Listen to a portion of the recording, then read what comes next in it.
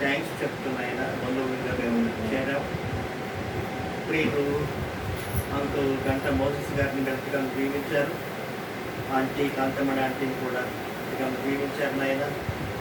వారికి మీరు ఇచ్చిన 5 కుమారులను బట్టి 3 కుమార్తెలను బట్టి వందనాలు. ఇద్దరు కుమారులు మీ సన్నిధికి చేరుకున్నారట. ఒక కుమార్తె కూడా మీ సన్నిధికి చేరుకున్నట్లుగా నాయన విన్నాను.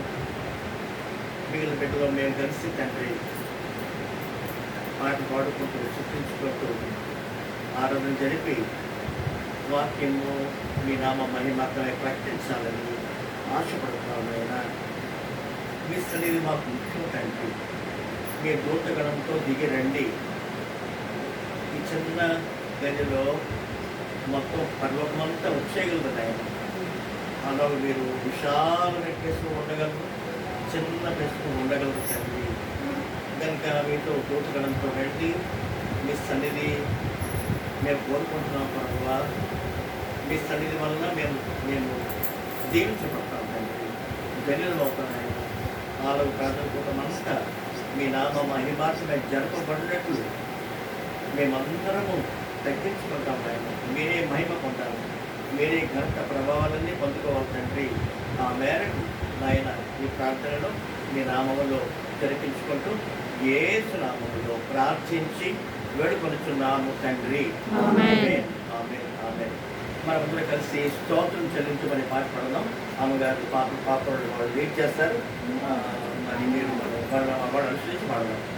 స్తోత్రం చెల్లింతుము, స్తుతి స్తోత్రం చెల్లింతుము, యేసు నామముని మేలులు తలచి, యేసు నామముని మేలులు తలచి స్తోత్రం చెల్లింతుము, స్తుతి స్తోత్రం చెల్లింతుము.